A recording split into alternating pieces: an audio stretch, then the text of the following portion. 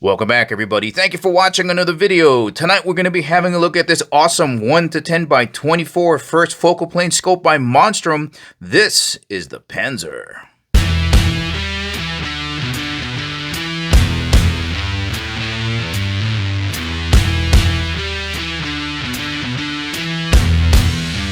And as always, guys, if at the ending of the video you want to purchase this awesome scope from Monstrum and help support the channel, make sure you check out the link in the description below because we do get a commission if you purchase this scope.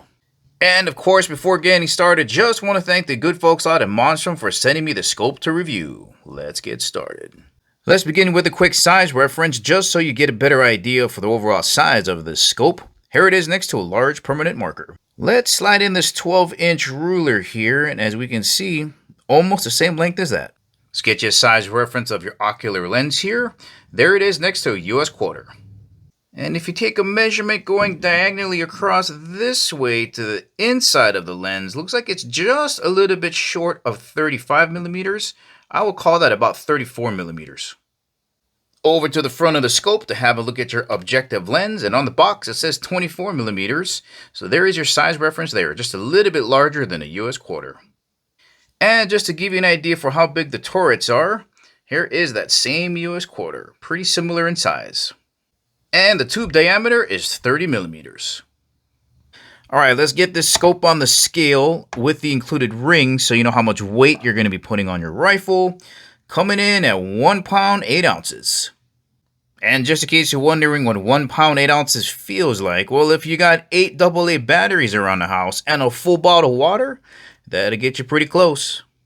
Really quick, guys, if you're not familiar with first focal plane scopes, here's a reason why you might want it. So when you change your magnification here, whether you increase it or decrease it, the size of the reticle and the target will match that. So it's always scaled to whatever magnification you're on. And that's really helpful because you don't have to change your holdovers. Your holdover at 1x is going to be the same holdover at 10x. So if you're a competition shooter, it's very easy to change magnification and just shoot as normal. Now, the reason you don't want one of these is maybe you're a hunter and these lower magnifications, the reticle is so tiny it almost becomes useless. So it just depends on what you're going to be using the scope for.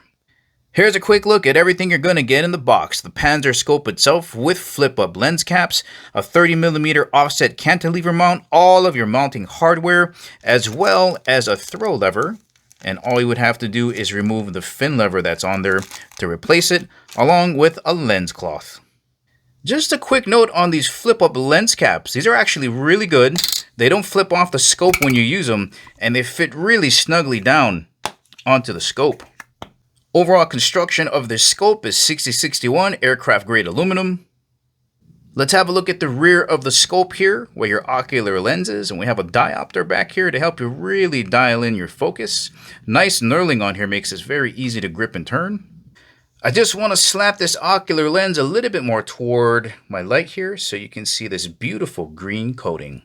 The Panzer uses Ultralux fully multi-coated lenses in the ocular as well as the objective lens. And guys, coating is so important. It cuts down on glare. It lets as much light in the tube as possible so the picture that you're looking at through your ocular lens is the brightest and crispest as it can be. The Panzer does use extra low dispersion glass, otherwise known as ED glass, and you normally only find these on high-end optics. And if you don't know much about ED glass, the only thing you got to know is its main purpose is to make sure that when you look through the scope, the color that you see is accurate, so you don't have any weird chromatic aberrations around the edges of your target. Another great benefit of having a large ocular lens like this is your eye relief, or how far back your eye can be from the lens, is a greater distance, about 4 inches. So you don't have to worry about creeping your eyes so close to the eyepiece that you get knocked in the eye when the recoil goes off. Let's have a look at your magnification slide here. Right, again, this is a 1-10. It's very smooth. Perfect resistance here to make sure that you don't knock it out of focus when you're shooting. And as mentioned before, if you want to remove this fin lever, you just take the screw out and you can put the throw lever on there. But I kind of like the fin adapter. It's a little bit lower profile.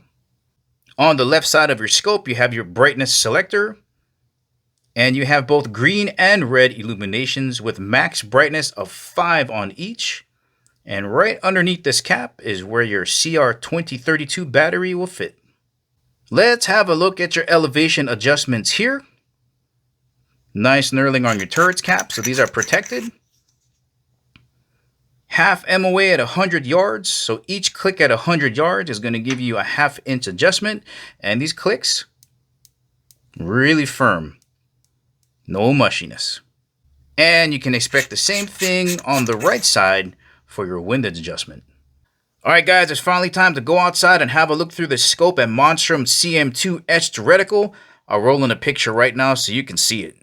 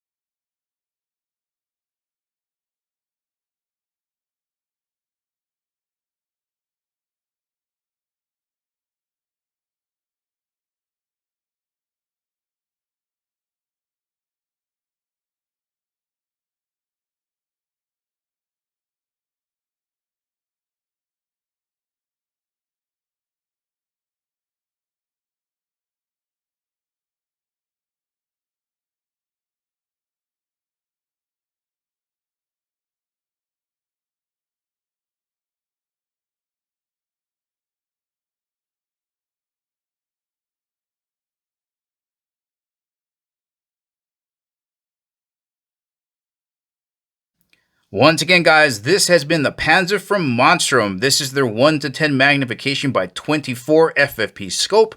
If you're in the market for a first focal plane scope and you don't want to spend a ton of money, this has got everything you need to start shooting. It's got your flip-up lens covers. You get a set of really good 30mm rings, clear glass with nice coating. This could be a great option for you.